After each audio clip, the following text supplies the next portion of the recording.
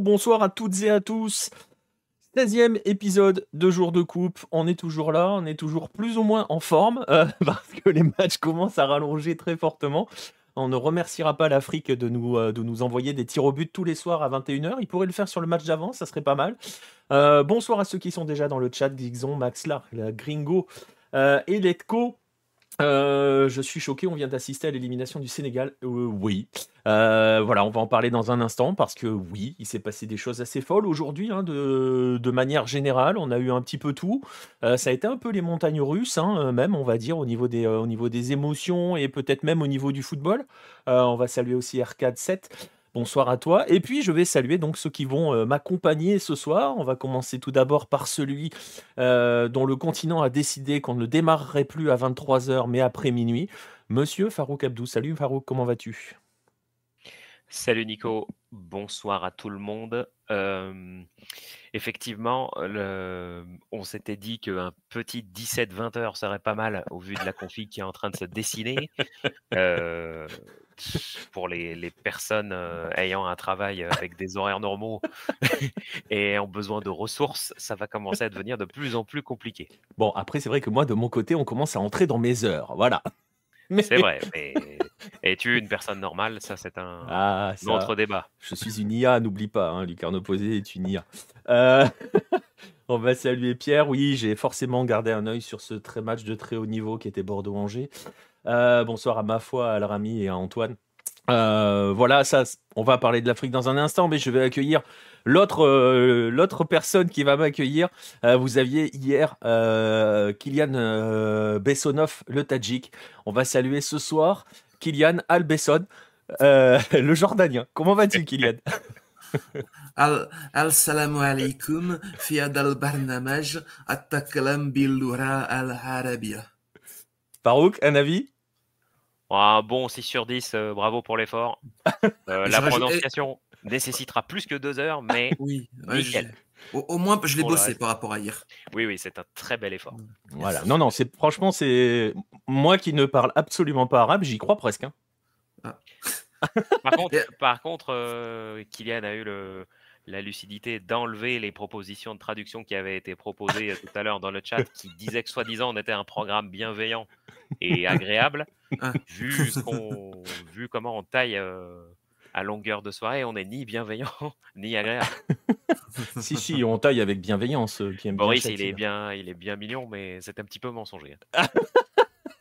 Bah après, je t'avoue que je pense, tu vois, je pense qu'il a vu ce qui avait été écrit, qu'il n'a pas compris. Moi non plus, hein, j'ai rien pigé à ce qu'il a écrit. On vous donne un peu en off, hein, c'est que Boris s'est amusé. Voilà, on a vu qu'on allait démarrer plus tard. J'ai dit à Kylian, c'est bien, ça va te laisser du temps pour préparer ton intro en arabe. Et Boris lui a envoyé une phrase, et je me suis dit, il a dû lui mettre une énorme vacherie. J'ai même pas fait l'effort de traduire, je me suis dit, ça va être une connerie. Ouais. J'ai checké, c'était une phrase sur le papier très cohérente, mais disant que soi-disant on était un programme bienveillant et agréable, à mon avis. Surtout qu'on va parler du Qatar plus tard. Il y a du chemin. Il y a des équipes avec qui on est bienveillant, et puis voilà. Et est-ce qu'on est agréable? Ça, on va laisser les gens du chat nous le dire. Hein. Mais on est des gens agréables, Farouk. Bien sûr. Bien sûr. On va saluer Francky et Ibra qui sont dans le coin aussi. Eh ben, écoutez, vous savez quoi, vu qu'on a, voilà, on a bien démarré, vous voyez qu'on est déjà bien quand même assez chaud, hein, malgré l'horaire. On va démarrer par l'Afrique, justement.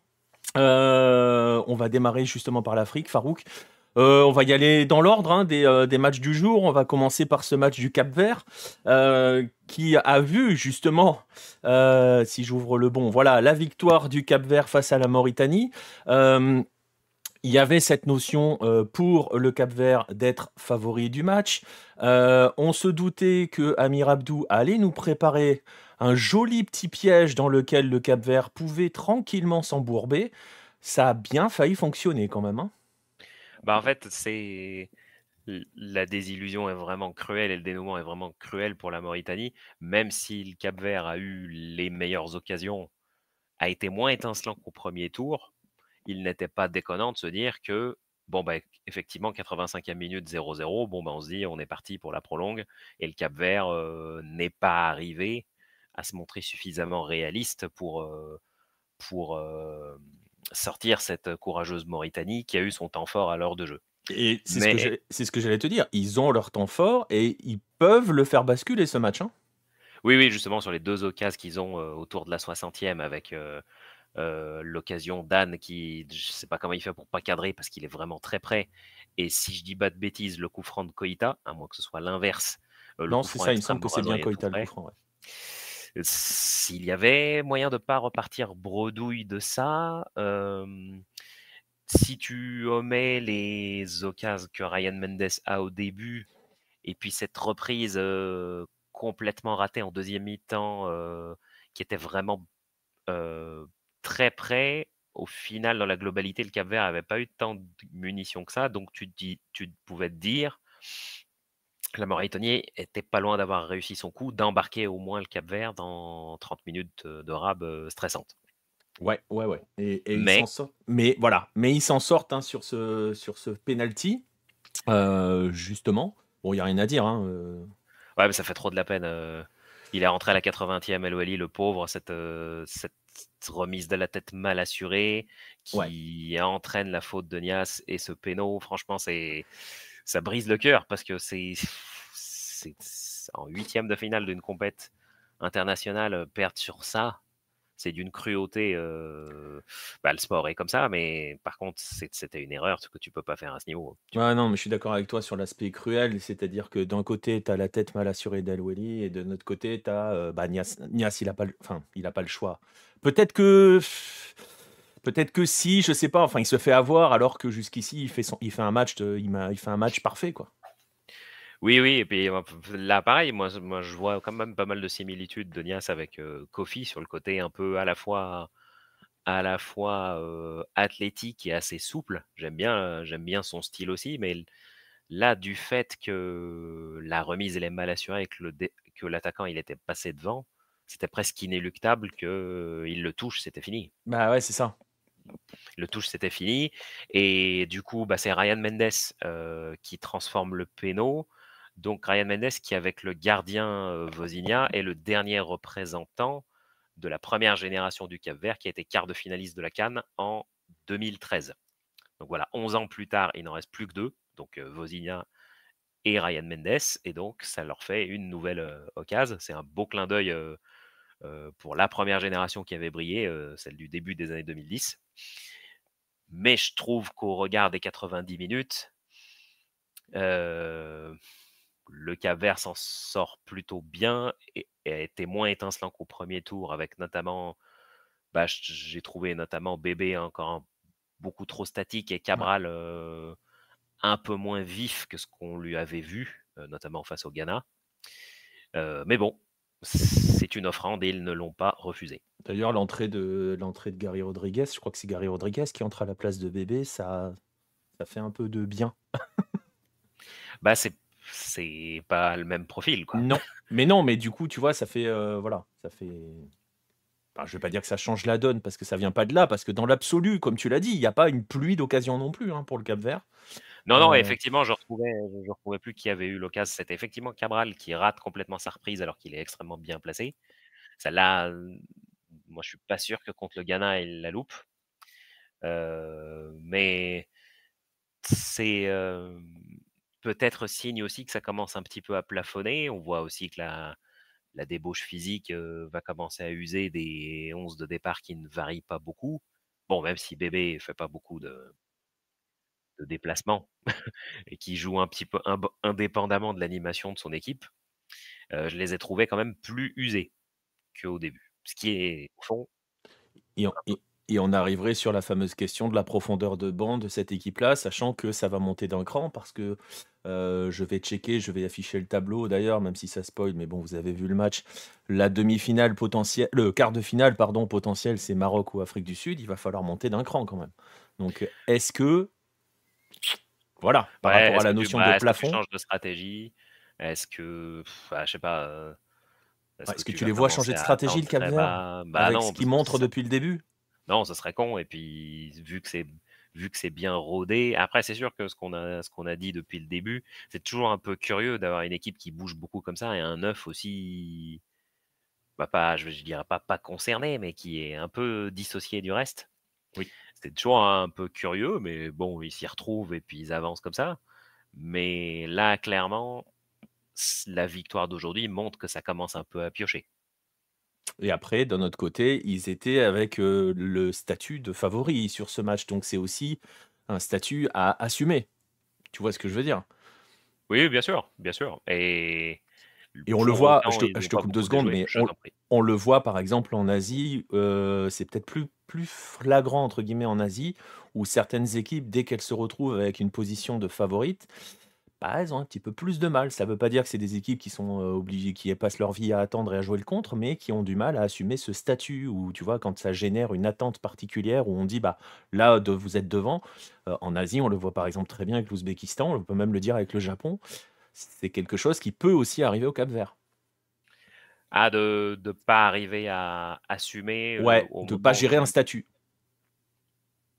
bah, il y avait un peu tu ne le penses pas dans l'entame parce que dans l'entame, ils l'assument et puis c'est eux qui ont les premières occasions et notamment avec Ryan Mendes plutôt en jambes, que j'ai trouvé même paradoxalement plus en jambes, maintenant que ses potes, alors que c'était ses coéquipiers qui étaient bien plus vifs au début et lui qui était un peu en dedans. Donc c'est un petit peu lui qui a un peu pris le relais, à la fois en tant que capitaine et peut-être encore celui qui a le plus de fraîcheur. Ou la gestion des tournois, l'expérience. Exactement, oui, bah oui, peut-être que d'avoir joué une CAN en 2013, alors que tu étais le benjamin de la team, Voilà. te sert, 11 piges plus tard. C'est une possibilité. Bah, oui, oui, parce que ça se gère, hein, des compétitions, on l'a vu, hein, on le voit partout, hein, la phase de groupe, c'est quelque chose, mais derrière, tu arrives sur un autre niveau. On en parlera probablement d'ailleurs avec le match qui a suivi, mais voilà. Est-ce que peut-être que lui aussi a plus, d'expérience et gère mieux que certains de ses coéquipiers? Même si je suis pas convaincu qu'on puisse parler de coup de mou, hein, pour le Cap-Vert, parce que franchement en face, il y avait une organisation, Ce que j'ai trouvé dommage, c'est que pour le coup, donc ils avaient choisi dans un premier temps, de titulariser en faux neuf Emeya Tanji, qui avait pas démérité contre le Burkina Faso, mais qui était plus un joueur de côté. Et là, il a semblé un petit peu paumé. Honnêtement, je sais pas combien il avait dans les jambes, mais j'aurais pour une fois surpris en lançant Aboubacar Kamara d'entrée. Euh, Parce que l'ancien de Fulham avait fait une fin de match contre l'Algérie qui était ouais, intéressante. Donc avec ses grosses frappes de balle, même s'il bougeait pas beaucoup, un gros impact physique. Euh, Effectivement, tu vois qu'il a un passé où il met des sacrés parpaings.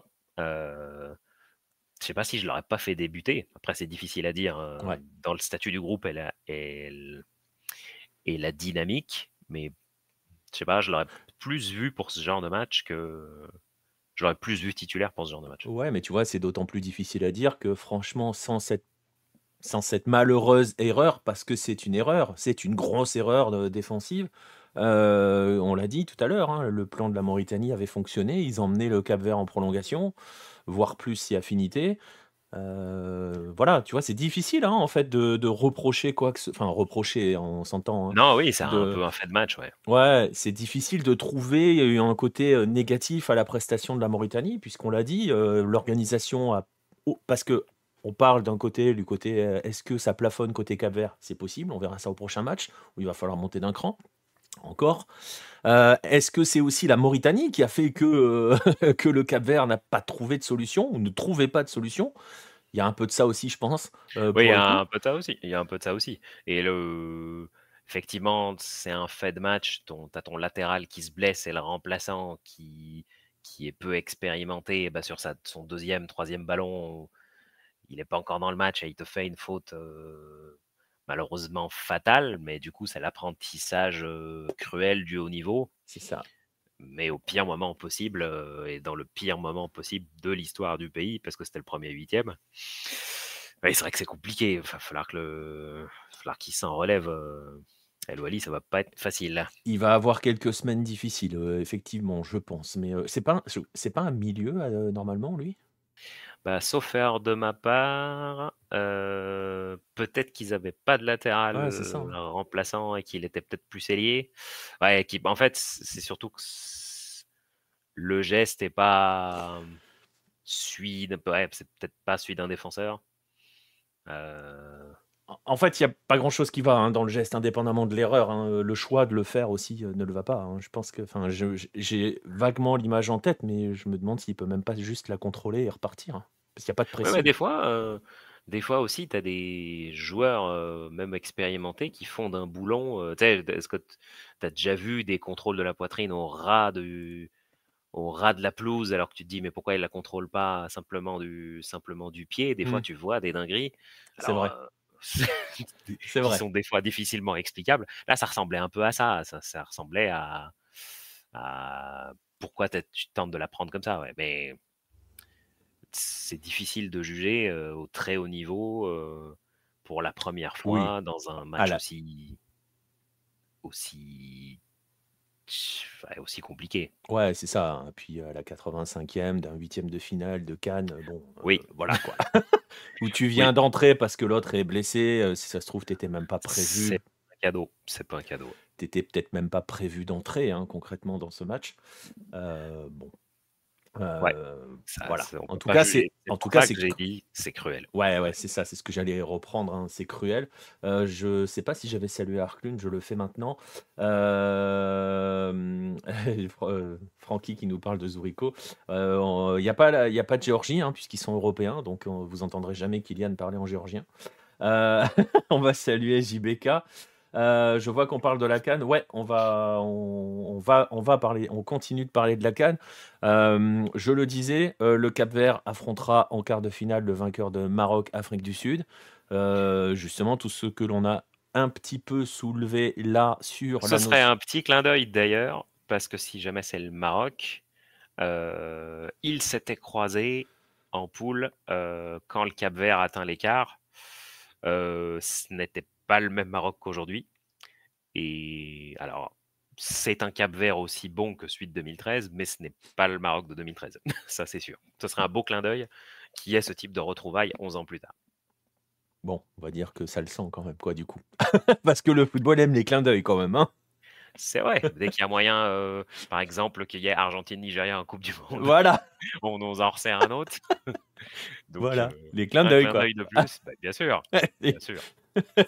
Le classique, les clins d'œil. On vient de déclencher un effet Hello sur le Maroc. Ibra, demain, va venir. Il nous a, au premier note de l'émission, il va nous insulter. C'est Ah non, bon. non, non, non, non, non, non, non, on décline toute responsabilité. Là, on fait juste de la prospective de potentielles affiches. Voilà, on n'a rien dit. On n'a pas On se dit le défend d'avoir Maroc. porté la poisse à qui que ce soit. Ouais, ouais, voilà, c'est ça. Exactement. Exactement. On va, voilà, par rapport à ce Cap-Vert Mauritanie, je suis pas sûr qu'il y ait De mon grand-chose côté, de j'ai fait le plus à tour. dire. Ouais, c'est ça, c'est ce que j'allais dire. On a fait le tour.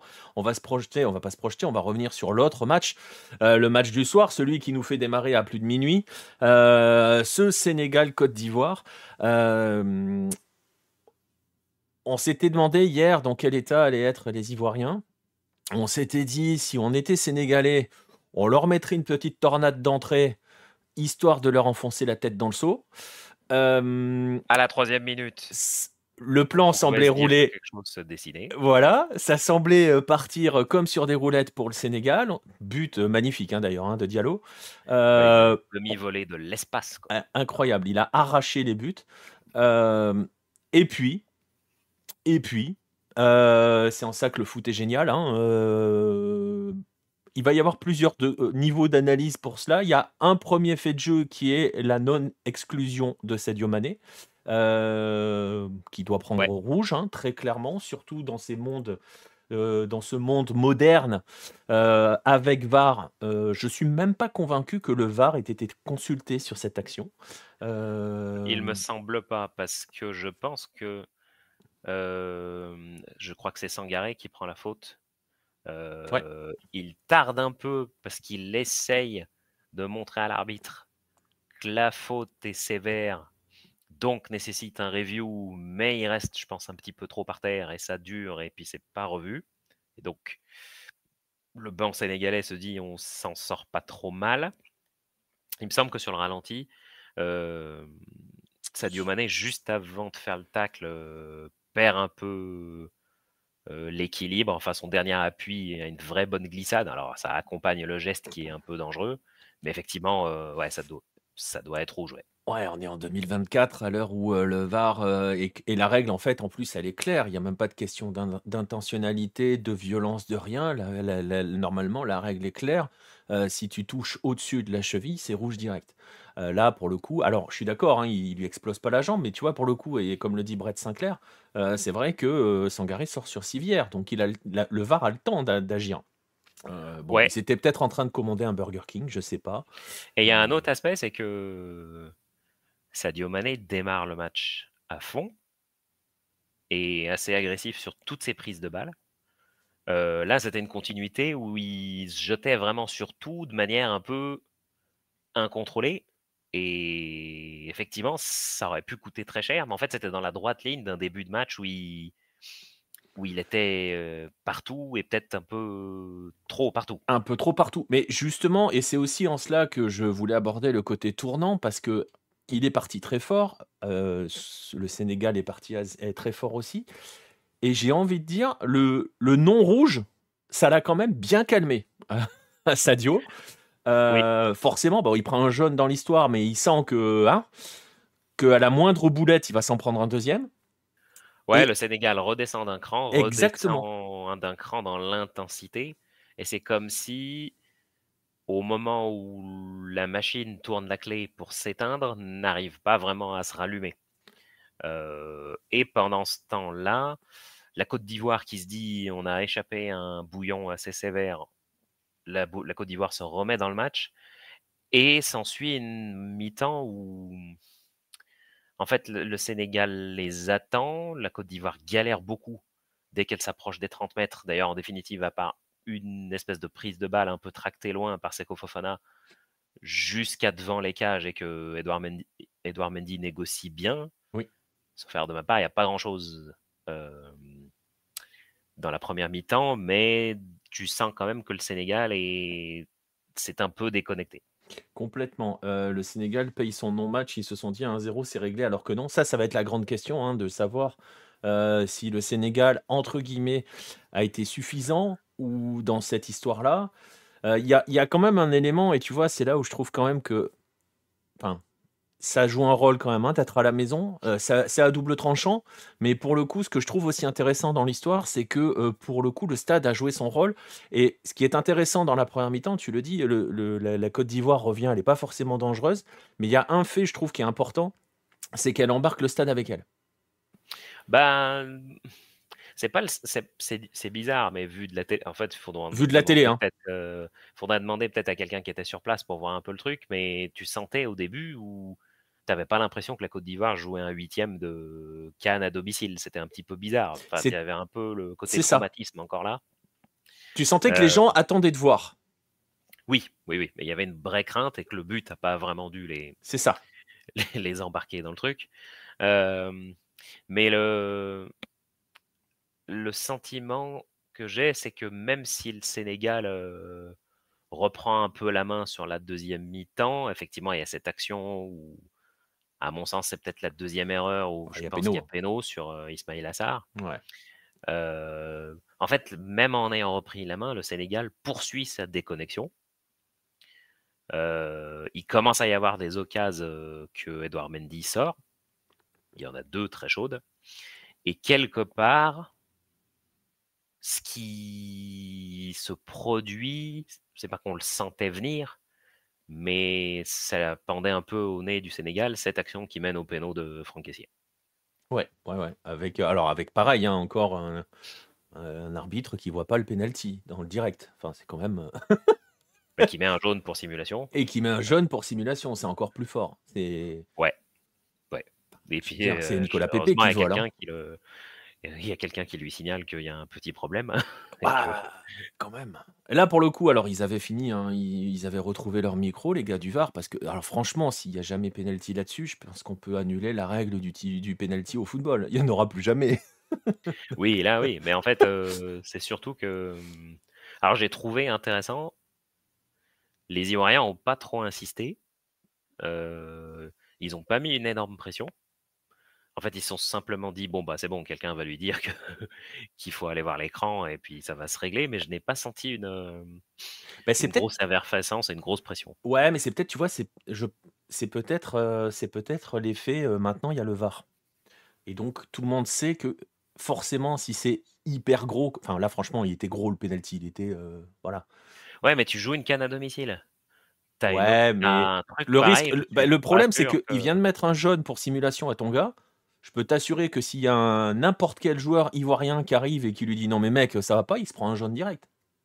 oui, c'est vrai, mais j'ai plein d'exemples, d'équipes qui me viennent à l'esprit qui qui auraient pris ce fait de jeu avec moins de self control, même s'il y avait review possible à la VAR. Donc j'ai tout de même trouvé le Oui, c'est vrai. self control des Ivoiriens assez intéressant. Et d'ailleurs, c'est intéressant ce que tu dis parce que de manière générale, c'était une question qu'on se posait, hein, sur dans quel état vont-ils être? Heu, tu l'impression ils ont pas été impactés par ce qui s'est passé ces 3 derniers jours, hein. Ouais et puis un peu ressuscité,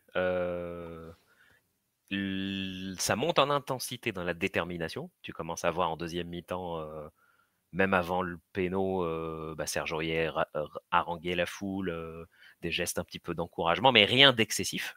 Ouais. C'est moi, je fais la différence entre ce qu'on a vu par exemple, l'Égypte, il y avait des gestes d'émotion que je trouvais excessifs. Mmh. Là, il y avait rien de vraiment surjoué et puis montait doucement dans le truc et le Sénégal, brusquement, s'est dit: «Ah bah non, là, le match recommence» et là, c'était peut-être un peu trop tard pour se mettre dedans, que ce soit sur la fin de match ou sur cette prolongation, où les 2 semblaient en incapacité d'accélérer, hormis, bah, en fait, l'occasion que Sadio Mané, Oui.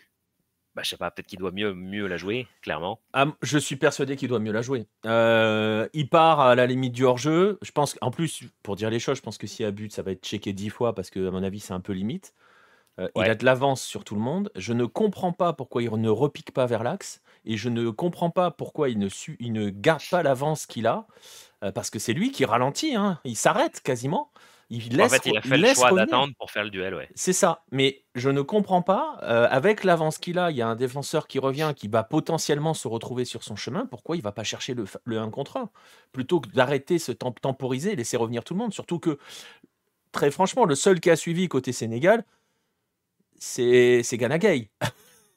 Oui et puis surtout qu'il se retrouve un peu dans une position masquée par le dernier Bah défenseur ouais, où tu sais pas trop comment la balle va arriver, c'est comment il va ça. la prendre, Qui sent pas forcément qu'il faut faire un espèce d'appel contre appel, venir croiser au premier. Enfin bon, il est pas avant-centre le mec, c'est ce que j'ai mis, dans le Discord, il va pas te lâcher un appel d'avant-centre à la 120e, Non, même bien si sûr, mais c'était des circonstances quand même un peu spéciales parce que hormis,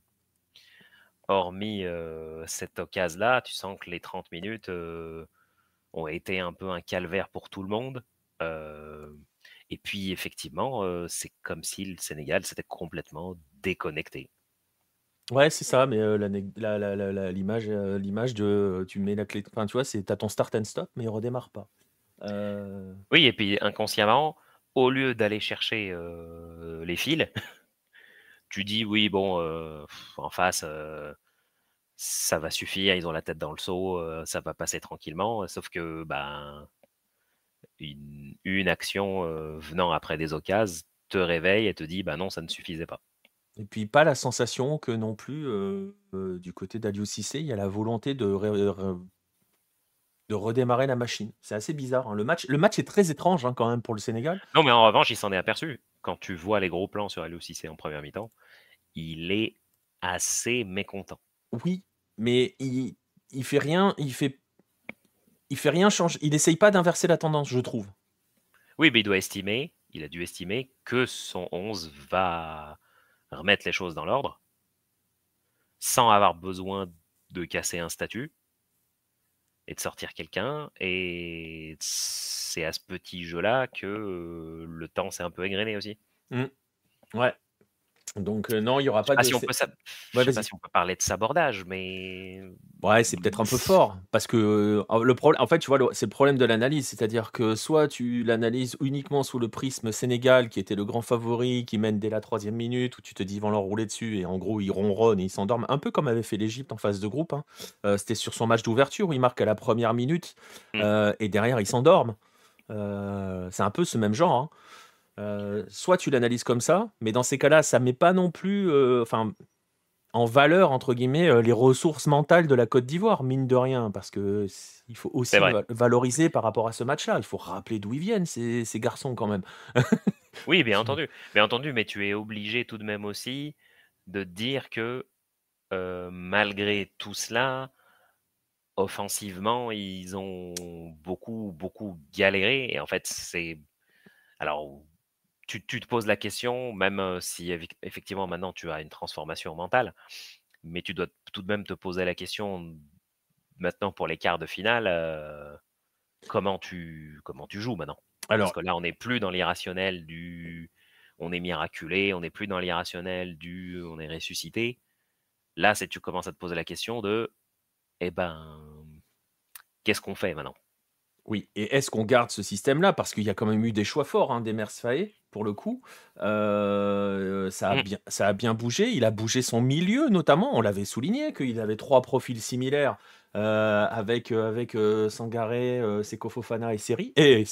Je dis que Seri parce que c'est lui qui est venu et prendre à la Kessié. place de Kessié.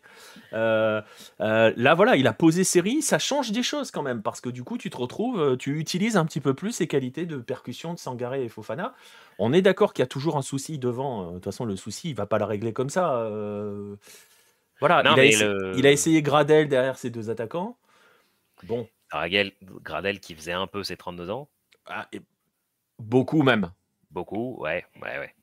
Alors, pour le ressort mental et le relancer, oui, c'était une bonne idée, mais Ça a été compliqué le honnêtement, c'est match. compliqué offensivement. Là, il faut se poser la question, ah bah, essayons de se projeter. Donc là, effectivement, tu as eu des ressources mentales, incroyables, tu l'as joué au courage, tu as emmené, une équipe qui était plus ou moins programmée pour aller plus loin dans un bourbier dont elle n'a pas réussi à se sortir, donc ça, c'est super. Maintenant, Ah, maintenant, il va qu'est-ce que tu falloir fais? trouver d'autres ressorts. Mais par contre, tu vois, pour le coup, je suis d'accord avec toi, hein, Gringo, pour moi aussi. Enfin, je trouve que c'est un choix payant d'avoir mis Série au milieu. Ça a changé ce milieu de terrain. Euh, il va falloir maintenant résoudre le problème devant. Et d'un autre côté, si tu parles en termes de gestion humaine, tu vois, dans le truc, bah, il a remis Gradel enfin, dans le groupe, hein, concrètement, pour dire les choses.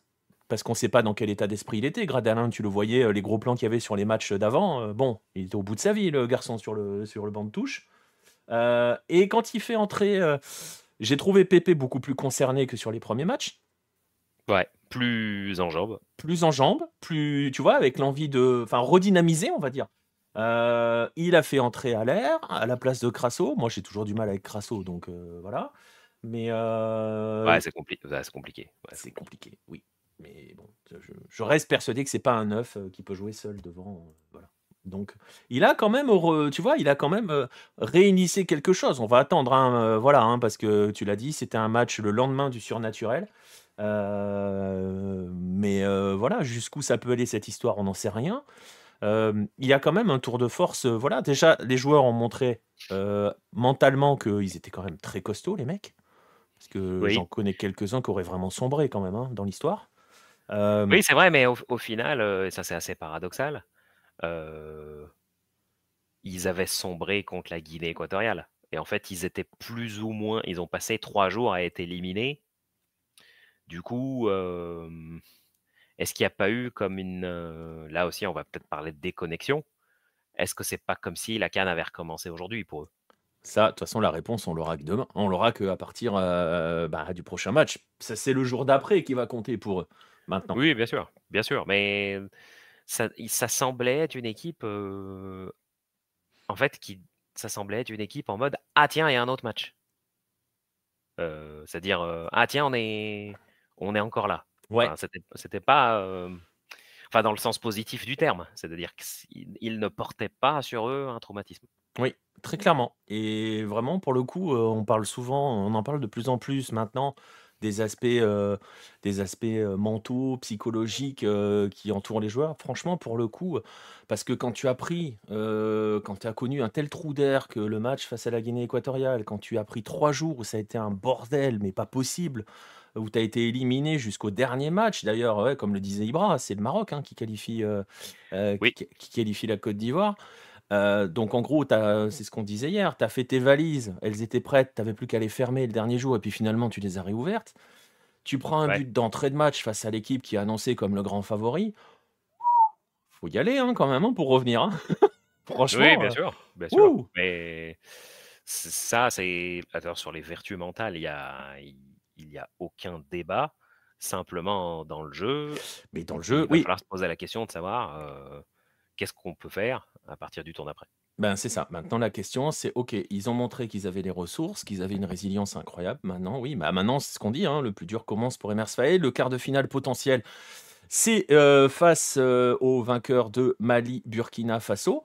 Et c'est peut-être aussi là qui est le piège parce que la Côte d'Ivoire pourrait potentiellement retrouver un statut de favori sur cette approche-là. On revient à ce qu'on disait tout à l'heure par rapport au Cap-Vert sur la notion de défendre un statut. Sur un quart de finale à la maison face au vainqueur de Mali, Burkina Faso, on peut te redonner le costume de favori. C'est vrai, mais ce serait occulter ce qui s'est passé depuis 2 semaines. Oh, oui, mais tu sais à quel point le football va vite. Non, bien sûr, mais t'imagines, enfin, tu te dis, bah, alors l'équipe qui a pris 4-0 contre la Guinée équatoriale et qui s'est qualifiée avec une combinaison de résultats extrêmement favorables affronte le vainqueur de Mali-Burkina. Enfin, c'est dur de se dire. En fait, oui, il y a quelque chose un peu d'irrationnel là-dedans. Ah bah complètement, Mais il y complètement. aura aussi de l'irrationnel dans la manière d'aborder, dans la manière avec laquelle les supporters seront au stade. Bah, c'est une situation qui ressemble à peu de choses qu'on a vues avant. Ouais, c'est ça. Et donc voilà. En tout cas, cette partie de tableau, elle s'est quand même pas mal ouverte, hein. Ouais, Mine de rien. Mine de rien. Ah bah, oui, oui. et même de manière générale, ça reste assez ouvert. On verra demain, il reste 2 matchs Ouais. dans ces huitièmes de finale. Justement, ce fameux Mali-Burkina Faso à 18h. Et le gros choc pour tout le monde, ce Maroc-Afrique du Sud, qui sur le papier est peut-être un petit peu plus excitant, façon de parler, parce que ça va être footballistiquement parlant assez intéressant quand même, hein, ce Maroc-Afrique du Sud, avec un Maroc qui du coup se retrouve avec un costume d'ultra favori. Ouais, Ouais, intéressant ces matchs de demain là. effectivement. Perso, bon, alors je n'ai pas non plus été très fort sur les prédictions depuis le début, voire même depuis belle lurette, donc je vais rempiler mon ça va au tir au but pour Mali-Burkina. Perso, je trouve qu'on est sur un duel entre des équipes solides sur leur base arrière, mais moins efficaces devant, et que ça présente toutes les caractéristiques sur le papier, ça présente toutes les caractéristiques d'un bras de fer qui peut aller loin. Il va falloir trouver un Mohamed Bayo. Ouais. Ce qui peut. Bah en fait, bah, si jamais c'est Sinayoko qui joue, on va dire à Sinayoko, tu nous refais l'action contre la Tunisie, la première, pas toutes celles qui ont suivi. C'est parce que son but, il est magnifique, mais Oui. il loupe des occasions. Oui. Il loupe des occasions importantes après. Là, s'il est titularisé, ça va être une grosse responsabilité. Et de l'autre côté, bah en fait, c'est est-ce qu'on va mettre Bertrand Traoré en super sub, en libérateur, ou on lance tout de suite. Honnêtement, sur le papier, moi, je vois bien un bras de fer qui va durer longtemps. Ah, sur le papier, c'est très, très, très, très serré cette histoire, hein. Mais oui, oui. Mais voilà. Bon, après, c'est le match de 18h. Pour l'instant, pas de tir au but sur les matchs de 18h. Est-ce que je déclenche un effet Halo? Je sais pas. Mais pour l'instant, on n'en a pas. Donc, Non, pour l'instant, on n'en a pas eu. les Le tirs au but, 4e c'est jour sur le sera peut-être. match. Voilà, c'est sur les matchs de 21h. Très très bonne remarque de Brett Sinclair qui se demande si la Fédération française de foot va demander le prêt d'Emers Faé pour l'équipe de France féminine. Ah bah après, Emers Faé, là, effectivement, il va bosser plus sereinement avant le quart qu'avant le 8e. Parce que Bah, là, après, c'est pareil, tu vois, la question avant le 8e, est-ce qu'il a eu le temps de bosser? bah, il y avait beaucoup de battage médiatique, ça n'a pas été facile. Bah, effectivement, il a utilisé des ressorts de gestion de groupe qui sont, on va dire, un premier réflexe pour relancer des mecs, pour responsabiliser les autres, qui sont, voilà, c'était la bonne chose à faire. Il va quand même plus sereinement bosser là que Oui, ah oui. celui d'avant. Mais c'est Déjà, il s'offre un bol d'air important. c'est ça, et c'est aussi la grande victoire que s'est offerte cette Côte d'Ivoire, c'est qu'elle s'est elle s'est offert de la sérénité. Et maintenant, Mais là aussi, ça se voyait oui, dans les attitudes. Il y avait rien d'excessif. C'est-à-dire que après le ratage de Niakate, on voit un gros plan sur Emers Faye qui fait à son groupe de pas s'emballer, c'est pas fini, il faut que tout le monde garde son calme. Euh, C'était la bonne attitude au bon moment. ouais, complètement. Bref, voilà, demain 2 rendez-vous. J'ai Et adoré concernant Maroc-Afrique du Ouais. Sud, donc du coup, Ziyech toujours incertain qui s'est entraîné individuellement aujourd'hui. Ça sera un sale coup pour le Maroc. Hein. Ouais, sauf erreur de ma part, il était estimé à 50%. Oui, ce serait un inconvénient majeur de ne pas l'avoir à disposition. Je pense que ça va se jouer au dernier moment. Mais en tout cas, il s'est entraîné, mais individuellement, pas avec le groupe. Bon, après, est-ce qu'il n'y aurait pas une petite part de bluff aussi? Est-ce que le Maroc est en état de bluffer à la veille de jouer l'Afrique du Sud? Je sais pas non plus, remarque. Je sais pas. Sur ce qu'on a vu de récemment, il était toujours estimé à 50%. Et après, est-ce qu'il a la caisse pour, enfin, dans son état physique actuel pour débuter? C'est pas sûr. Mm. Moi, personnellement, mais je suis un petit peu biaisé concernant l'Afrique du Sud, j'ai trouvé qu'ils avaient été trop attentistes contre la Tunisie. Alors certes, la Tunisie avait eu beaucoup de difficultés à avoir des occasions, mais j'ai trouvé que l'Afrique du Sud s'est tout de même laissé dans une position de se faire punir, ce qui m'a un peu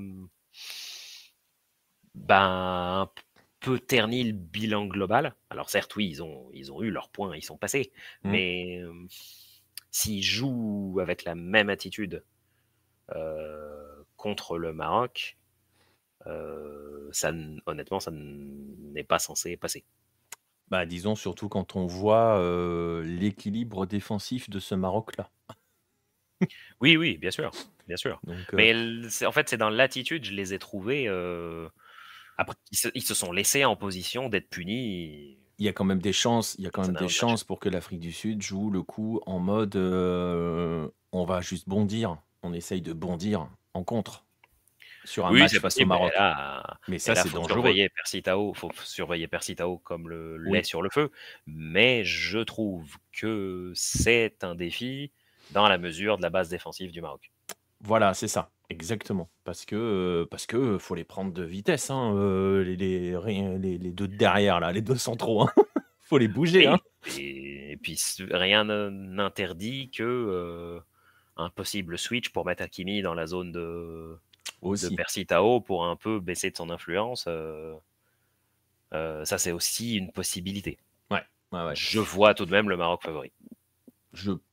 Je te suis hein, là-dessus. Il y a Harit, je suis pas convaincu que si Ziyech n'est pas là, on mette Harit à sa place, hein, Pierre.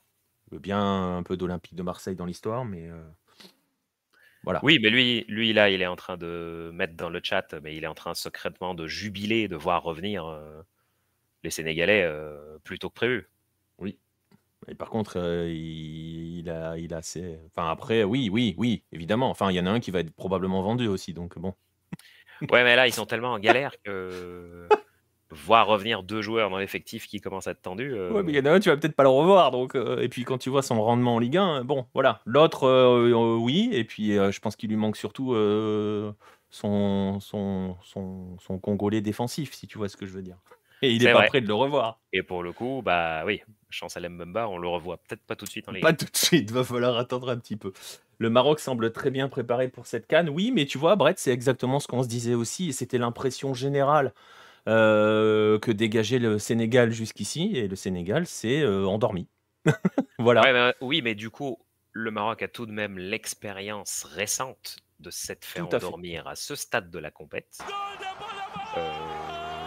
Walid Regragui a l'expérience de s'être fait endormir quand il avait commencé sa campagne en club de compétition africaine. Ce genre de scénario, il les connaît. Il va forcément essayer de les transposer à cette situation-là. Je pense, j'ai des raisons de penser que Regragui a aussi dans la tête Maroc-Bénin 2019 et qu'il a aussi dans la tête Maroc-Égypte 2022 et que son souci va être que son équipe ne réédite pas les moments où le Maroc s'est laissé endormir dans les deux cas. Ouais, et puis de toute façon, on l'a déjà dit, mais cette équipe-là, elle a aussi un vécu très récent Oui. Qui ajoute à ces expériences-là, vient ajouter une autre expérience un peu plus ultime. Oui, on avait parlé du péno potentiel, on avait même enlevé le potentiel sur Sarr. Francky, on va remercier Sterling Archer 007 pour le follow. Merci à toi. Le follow qui tombe juste à la fin de la séquence Afrique. Donc, écoute, voilà, c'est pas mal. Les réponses demain, je le disais, pour ces derniers huitièmes, on connaîtra tous les quarts de finale de la CAN. Demain, des quarts de finale qui se joueront après en fin de semaine. On te retrouve pas demain, Farouk, c'est ça Non, je vous dis à samedi. Et puis je vous souhaite que si c'est pas moi qui live, ce soit un peu plus agité, parce que vu la dynamique de la CAN depuis le début, effectivement, quand c'est pas moi, ça redevient un peu plus agité. C'est exactement ce que j'allais te dire, et du coup, on verra si c'était vraiment l'effet Farouk. Oui, on en parlera samedi. On en parlera samedi. Donc notez bien, si demain les matchs sont dingues, c'est l'effet Farouk. Voilà. Après, tu peux me facturer les 3 nuits qui restent, et puis je viens plus, moi c'est pas un souci. Mais non. Je t'envoie mon RIB. Oui, bien sûr, je l'ai en plus. Je crois que je l'ai, puisque je t'ai déjà fait un virement, si tu te souviens bien. C'est vrai. Voilà. C'est vrai. Bref, bon écoute, merci bien mon Farouk, va faire ton petit dodo et puis on se retrouve samedi pour l'écart. Merci Nico, merci tout le monde, je vous dis à samedi. Allez, on va passer à l'Asie maintenant, on va retrouver Kylian Albesson. Je vais t'appeler comme ça toute l'émission, je suis désolé Kylian, mais... Pas de problème. Ce que je te propose, c'est qu'on évacue ce qui fâche et qu'on se fasse plaisir pour terminer. Ah ça fait... Voilà. Très, très bonne idée, en effet. Voilà. Ouais, il a encore changé de nom, Francky. T'étais peut-être pas encore arrivé parce qu'il nous a fait une intro en arabe ce soir, puisque ce soir Kylian est jordanien. D'ailleurs, j'aimerais rajouter en arabe, bien évidemment, Jaddati khayr min Lucas Mendes fil difa, qui veut dire ma grand-mère est meilleure que Lucas Mendes en défense. Je pense que tout le monde est meilleur que Lucas Mendes en défense, même moi qui étais avant-centre et qui, à mon âge très avancé, vous voyez la blancheur des poils qui ornent ma barbe, n'a plus du tout la condition physique. Mais on va justement, très bonne transition, on va commencer par ce qui fâche, comme nous dit aussi JBK. On va commencer par le deuxième match de la journée. Je vais vous enlever le tableau de la CAN. On va commencer par ce match du Qatar. J'ai même pas pris de notes. Voilà, ce Qatar-Palestine. Comment dire, en étant correct et en étant gentil, on va essayer de mettre de côté l'arbitrage un peu moyen. On peut pas complètement dire 100% maison, mais 90% maison quand même. Ouais. Oh, globalement, l'arbitrage aujourd'hui... Attends, parce que il y a une alerte. Elle est longue.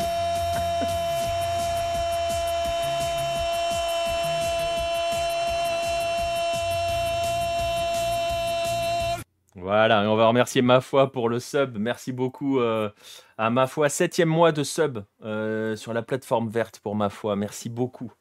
Merci beaucoup l'ami, qui lui aussi doit espérer que ces Olympiens rentrent assez vite en France, et c'est mal barré pour certains, on le disait tout à l'heure, du côté de l'Afrique. À 1h du match, j'étais pas prêt. Personne n'est jamais prêt pour l'alerte sub, hein, Francky, je te rassure. Et quand on fait des lives à 1h, 2h du matin, je peux t'assurer qu'il y en a certains qui, voilà, qui du coup sont très en forme pour les deuxièmes mi-temps. Bref, donc là on va moins rire, on va parler du Qatar justement. Il y avait, pour moi, il n'y a pas pénalty. Ah, ça parle du fameux pénalty pour la Palestine. Je sais pas si on peut dire que l'arbitre a faussé le match, je ne pense pas non plus. Non. On n'en est pas dans ces conditions-là, et on en parlera aussi tout à l'heure de l'arbitrage sur Jordanie-Irak, parce qu'évidemment il y a quelque chose à dire. Pareil, je suis pas convaincu non plus que cet arbitrage-là ait changé concrètement beaucoup le match. On verra, on en Je parlera suis après. d'accord avec toi aussi, même si voilà. Je sais que tout le monde tombe dessus, mais on en parlera tout à l'heure. On va se focaliser sur ce Qatar-Palestine. On va se focaliser sur un Qatar qui est nul. Ouais, voilà, merci. Je cherchais une façon de le dire. Non, mais c'est pas possible en fait. On va le dire autrement, c'est que ce Qatar, c'est que la Palestine a joué contre Akram Afif. Les autres, ils n'existaient pas. C'est assez incroyable. Et en fait, le problème, c'est que ce Qatar-là, en plus de ne pas faire grand-chose, n'a aucune garantie derrière. C'est dramatique derrière. C'est absolument dramatique. Mais il faut vraiment le dire à quel point c'est dramatique derrière, et c'est catastrophique. Bien vu, Francky. C'est... on connaît tous, voilà, on en a déjà beaucoup parlé, le contexte, la Palestine, dans quel état, et tout, qui a toujours fait des choses cohérentes dans cette Coupe d'Asie, par contre, pour le coup. Et ça il faut aussi le souligner, parce que c'est vrai que dans cette Asian Cup, la Palestine a toujours vraiment, avec ses limites, mais Makram Daboub a toujours fait quelque chose d'extrêmement cohérent. Oui. Et en fait, tu t'aperçois que faire quelque chose de cohérent, même si tu as des limites, ça suffit à bousculer le Qatar. Oui, on l'a vu avec le Tadjikistan, on a même failli le voir avec la Chine, c'est dire. Non, mais c'est incroyable. Et bon, vous voyez les stats. Le Qatar a 3 tirs cadrés. Sur les 3 tirs cadrés, il y a quand même un penalty. Mais c'est surtout que j'ai regardé les stats, j'arrive pas à voir le 3e. Je cherche le 3e. Et je sais pas où il est. Ouais. Mais indépendamment de ça, alors tu peux aussi tomber contre une équipe qui verrouille bien, qui machin, mais ça n'a même pas été forcément le cas. Il y a une possession de balle qui est assez étrange. Je me souviens pendant le match, je crois que le commentateur l'a dit, je sais plus, ou je confonds avec un autre match où on n'avait pas la sensation que le Qatar monopolisait. En tout cas, en première mi-temps, c'était pas forcément beaucoup le cas. Pourtant, en première mi-temps, il me semble que la possession était encore plus à l'avantage du Qatar. C'était pas 75-25, un truc comme ça. Il me semble que c'est ça. Je sais pas, JBK, si c'est Carlos Queiroz qui a pollué le Qatar, parce que justement, ils ont nommé un entraîneur espagnol. Alors, à sa décharge, il n'est pas là depuis très longtemps. On est reparti sur un système un petit peu, c'est ce qu'on disait sur les premiers matchs, en ouverture, sur le côté... on retourne un petit peu au basique, en s'appuyant sur l'héritage de la Spire Academy, sur la filière espagnole, sur machin. D'ailleurs, si Aleidos et Afif sont là, on peut faire la bise à Queiroz, parce qu'avec lui, il n'aurait pas été là. Alors c'est les deux seuls qui savent jouer au foot. C'est les deux seuls qui savent jouer au foot, mais Queiroz les avait sortis du groupe. La dernière Gold Cup, ils ne sont pas là. Donc, parce qu'il fallait faire un renouvellement générationnel, alors qu'Afif a 27 ans. Mais bon. Non, mais c'est quand même juste exceptionnel. Avec Félix Sanchez, ça avait bien marché, oui, avec Félix Sanchez, mais ils étaient prêts trop tôt. On l'avait déjà dit, ils étaient prêts en 2019-2020. Hein. Le cycle était fini en 2020, en fait, avec Félix Sanchez. Mais quand même, ce Qatar-là n'a aucune certitude défensive, aucune certitude dans le jeu, il n'y a aucune animation offensive. En fait, il ne ressemble à rien. On se demande à chaque match comment ils font pour gagner. Et comment ils font pour gagner? C'est Monsieur Akram Afif, déjà la spéciale sur corner, qui avait déjà fonctionné contre... le but était plus joli contre la Chine, mais là, encore une fois, Afif pour Al-Khaïdos. Alors, je sais pas Ça si tu as vu, marche. mais certains ont crié un petit peu à la polémique parce que Lucas Mendes aurait gêné le défenseur qui sortait. Oui, bah, bon, c'est bon, quoi. Au bout d'un Voilà, quoi. moment. Pour le Au bout coup, d'un moment. ça fait un peu théorie du complot, les amis, là. Oui, oui, je veux bien que ça soit bien, que ça soit marrant de tomber sur le Qatar pour l'arbitrage maison, mais il faut quand même rester cohérent aussi un peu. Bah, Mais après, il n'y voilà. a pas de véritable scandale. Il y a des Mm, décisions où par un moment, tu te dis, bon, mec, là, il n'y avait pas faute. Ou dans l'autre sens, là, il y avait mm, faute, fallait siffler. oui, Mais il n'y a pas de décision non. polémique sur le match. Moi, le penalty, c'est con, mais Mohamed Saleh, il se jette pas bien, quoi. C'est pas intelligent ce qu'il fait. Non. Et pour le coup, c'est pas qui c'était Salmo Ezali. Salmo Ezali, Oui, c'est c'est son Almoez seul Ali ballon qui du joue très match. bien le coup, pour le coup. Sur son seul ballon du match. D'ailleurs, petit effet Hello, on en reparlera parce que j'en ai fait d'autres aujourd'hui, et c'est de pire en pire. Mais petit effet Hello, à la mi-temps, j'avais tweeté: est-ce que quelqu'un a vu Almo Ezali depuis le match C'est contre le vrai. Liban? Sa famille est inquiète. Et ben voilà, Et retour ben des voilà. vestiaires. Et derrière, bam, pédo. Sur une Voilà. accélération très Almoez Ali, pour le coup. Oui. Oui, oui, oui. Mais voilà. Mais Du après, coup, c'est pareil. bah. Almoez Ali, il est excentré sur son côté. Enfin, on ne sait pas à quel Pourquoi? poste il joue, en fait. Mais que ce soit. En fait, Afif et Ali, j'ai l'impression qu'ils ont les mêmes consignes. La seule différence, c'est que pour Afif, c'est cohérent parce que c'est son rôle. Almo Oui, Ali, c'est un pur buteur. Donc, oui. Complètement d'accord. mm, Complètement d'accord. donc, En fait, on ne sait pas.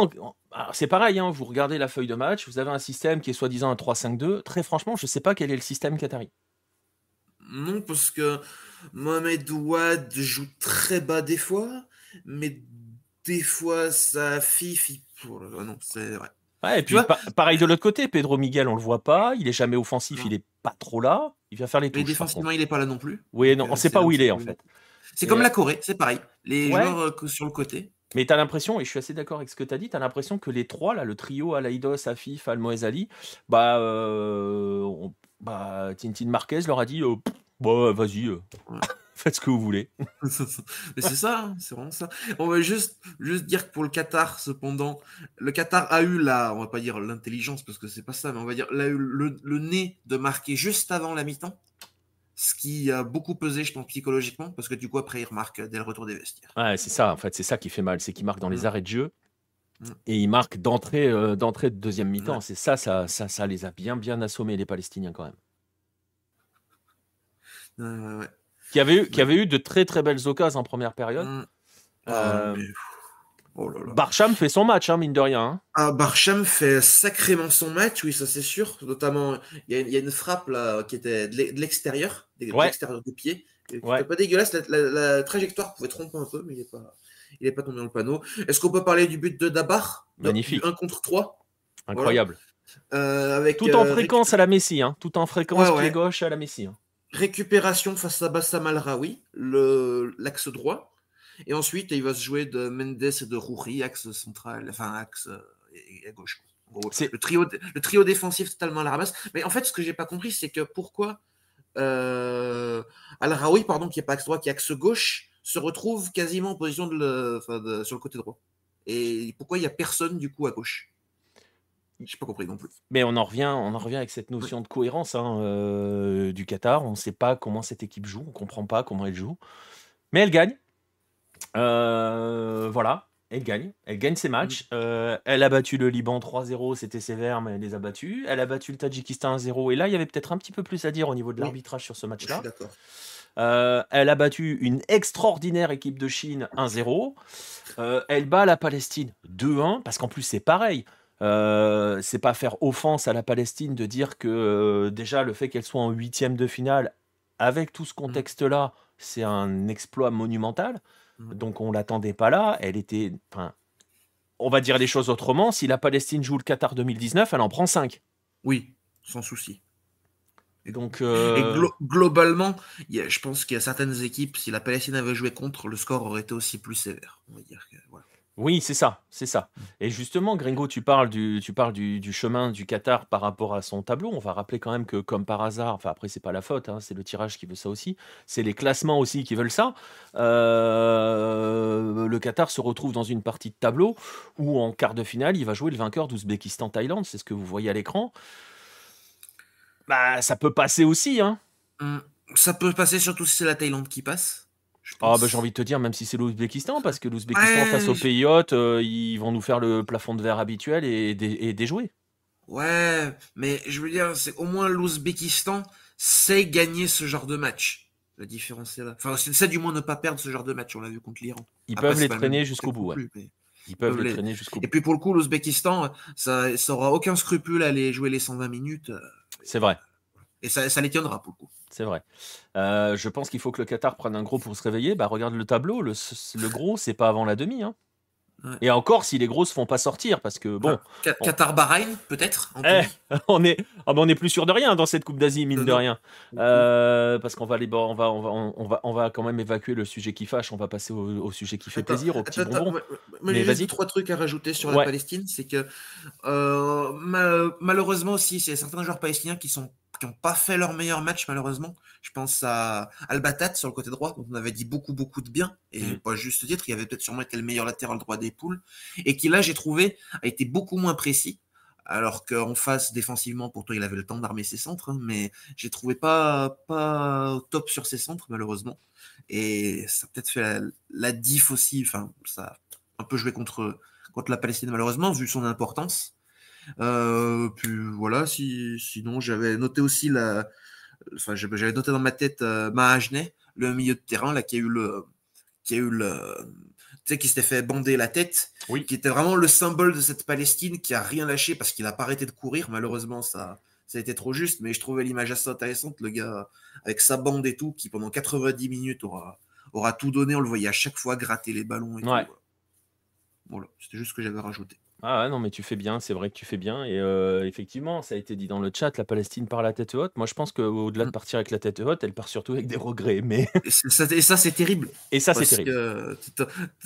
que tu marques l'histoire et tu pars avec des regrets, c'est quand même terrible. Bah ouais, bon après, il faudra, tu vois, c'est toujours pareil. Sur à chaud, tu pars avec des regrets, mais Oui. bien sûr, une fois que tu vas digérer, tu vas te rendre compte avec le recul de ce que tu as fait, de ce que ça a généré. Voilà, on va se taper une finale Qatar-Australie, nous dit Xixon. Alors, si tu veux savoir,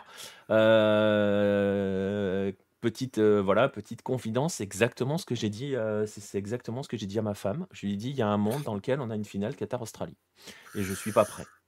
Oh bah non. Non. Mais ce monde existe. Voilà. Oui. Ce monde existe. Plutôt crever, ah non, mais... bah, c'est un peu l'état d'esprit général, mais très franchement, ce monde existe. Mais Qatar-Australie, tu supportes qui si t'es neutre, sans déconner? Je sais pas, dans ces cas-là, tu le mets à 12h30 et tu fais ta sieste. Ouais, une finale à 12h30. Ouais, puis tu mets, à la rigueur, tu mets le match pour la 3e place à la place de la finale. Et ouais, voilà. c'est ça. Je supporte l'Australie, nous dit JBK. Ouais, je suis pas sûr. Hein. Ouais, peut-être si, remarque. Peut-être. Avec un peu de chance, c'est Jordanie-Japon ou Jordanie-Iran, et voilà, tu passes un meilleur moment. Ouais, c'est ça. Australie, je sais pas si je supporterais l'Australie sur un Qatar-Australie. Parce qu'il y a quand même pas beaucoup de joueurs de foot dans cette équipe australienne. Alors que le Qatar en a. Au moins 2. Au moins 2. Bien. Mais ils en ont. Ouais. Et juste pour faire plaisir à Gringo, voir Lucas Mendes soulever le trophée, ça serait beau quand même. Parce que ça lui permettrait d'être élu dans le 11 type de la compétition. Oh. Préparez-vous à ça si le Qatar va au bout, les gars. Oh non. On sait que la FC regarde pas les matchs, mais quand même. Bah oui, et c'est pour ça. Bref, on va passer au deuxième match parce qu'il y a plus de choses intéressantes. Enfin, plus de choses intéressantes. Il y avait des choses intéressantes à dire sur la Palestine qui a fait son match, on l'a dit. Mais voilà, le vrai bonbon du jour. On vous avait prévenu hier. Hein. On vous avait dit match de 12h30, mais cette fois-ci, vous pouvez manger avant parce que de toute façon, vous vous endormirez pas. C'était dur de s'endormir hein, sur ce match-là. Non, peut-être sur les 15 premières minutes, c'est un peu mou. Mais dès que la Jordanie a vraiment commencé à être lancée, quand ça a commencé à partir dans le dos de la défense irakienne, là on a commencé à se réveiller. Et c'est là où il y avait pareil pour le coup. On parlait tout à l'heure sur le match Cap-Vert-Mauritanie, le plan parfaitement huilé de la Mauritanie qui a failli emmener le Cap-Vert jusqu'au bout de la nuit. Le plan jordanien était parfaitement huilé parce qu'alors les 3 de devant, c'est pas compliqué. Tu as l'impression qu'eux, ils étaient en vitesse 2 fois par rapport aux Irakiens. Le but, la vitesse que met Al-Naïmat à Assad Nati, qui est, je sais plus qui c'était l'autre Irakien, mais c'est. Ah, il passe entre les deux centraux. Tu as l'impression que les centraux sont au ralenti. Mais on dirait un match fut. FIFA, genre quand t'as Mbappé face à une défense, je sais pas quoi, bah, c'est pareil. Oui, c'est ça, c'est ça. Et t'as l'impression que bah, tu parles de FIFA, tu sais, t'as l'impression que c'est le Mm. petit attaquant avec la coupe afro, euh, Les cheveux verts. voilà, c'est ça, cheveux verts et qui est cheaté total, qui va plus vite que la lumière. Mais c'était Ouais. incroyable. Il a failli avoir un but absolument incroyable de Moussa Altamari Ouais. quand il élimine 4 joueurs. Enfin, c'est un truc de fou. Mm. Bon, il finit par écraser bien le bras du gardien quand même. Ouais. Mais T'as aussi Alolwan qui oui, rate un duel face au gardien oui. irakien. C'est la première occasion, ça, c'est vers la 20e. C'est à partir de là que ça a vraiment commencé à lancer les hostilités pour la Jordanie. Mais la Jordanie qui peut avoir des regrets quand même de ne pas en avoir marqué plus parce qu'il y a eu les occasions. Après, voilà, la Bah, défense irakienne. c'est un peu ce que j'allais dire. Alors déjà ils s'en sortent, entre guillemets, l'Irak s'en sort bien à la mi-temps parce que bon, ok, ils prennent un but dans les arrêts de jeu, mais très franchement, s'il y a 2-3-0, s'il y a 3-0 à la mi-temps, Mm. c'est pareil. Ouais. Tellement le plan a été parfaitement Mm. appliqué côté Jordanie, ça allait vite, ça jouait bien, Mm. c'était au-dessus en fait. L'Irak a complètement Oui, raté sa première oui, période. oui. Je pleure la disparition d'Ali Jassim. Ouais, Mm. mais Ali Jassim a pas fait un gros match, hein. Bah, il a sur CPA, au moins. Il a fait sa passe D, 3 passes D sur la compétition. C'est vrai. C'est honorable. Mais c'est vrai que sinon, on l'a pas trop vu. Ouais. Après, ouais, gros match par contre d'Altamari, il est partout. Sur le front de l'attaque, il est partout, Altamari. Et il est pas sorti d'ailleurs, je crois, il me semble, hein. Il est resté Ouais, je crois qu'il sort 90 pas. Non, non, minutes. il sort pas. Non, non. Il C'est sort pas. Et impressionnant. d'ailleurs, c'est assez rigolo parce que c'est là où tu vois la dimension qu'il a prise, à quel point Mhm. lui aussi a changé Mhm. mentalement. Parce que moi, je me souviens de la Coupe d'Asie 2019. Je vais vous livrer une anecdote, c'était assez rigolo. Altamari, voilà, petite parenthèse, Altamari, j'ai sa carte à Sorar. Et en fait, quand j'ai acheté sa carte à Sorar, je dis à mon fils, on tombe sur ce jour-là, il jouait à l'OHL à ce moment-là. Ouais. Et je dis à mon fils, putain, mais ça me dit quelque chose, Tamari, comme ça, tu vois. Je l'avais un peu perdu de vue, tu vois, de loin. Et je me dis, c'est pas possible. Et je fais une recherche Twitter, Moussa Altamari, je cherche Altamari. Et le premier truc qui monte dans mon truc, c'est un tweet lucarne opposé de 2019 où je mets quel joueur incroyable ou un truc comme ça. Ouais. Ah, visionnaire. Non, non, mais c'était pendant la Coupe d'Asie. C'était la Coupe d'Asie Ouais. 2019. Et parce que franchement, voilà, il n'était pas à Chypre ou je sais pas où à un moment, Si, il était Tamari. à Chypre, si, Donc avant moi, je de. regarde pas le Il, championnat chypriote, hein, et très Mhm. franchement, le championnat belge, je regardais pas trop, hein. Ouais. Il Euh, a fait, il a fait Jordanie, Chypre, Belgique. ouais, voilà, c'est ça. Donc en fait, c'est bête à dire, mais j'ai retrouvé sa trace entre guillemets parce que c'est pareil, Jordanie en éliminatoire de Coupe du Monde, tu regardes pas tous les matchs de la Jordanie, hein. Et voilà, et Tamari, voilà, j'avais retrouvé sa trace comme ça. Et tu vois, je me suis du coup, j'ai rebranché les fils en me disant, ça y est, je vois le joueur. Bon, et très franchement, son arrivée à Montpellier, ça l'a transfiguré. Déjà, il a changé, je trouve, physiquement. Mm. Il a pris un volume qu'il n'avait pas à ce point-là avant. Mm. Et tu vois qu'il a un statut différent là maintenant par rapport à 2019. Aujourd'hui, c'est lui le chef de l'équipe, c'est lui le leader technique de l'équipe, et il porte tout sur ses épaules. Ouais, c'est vrai, totalement.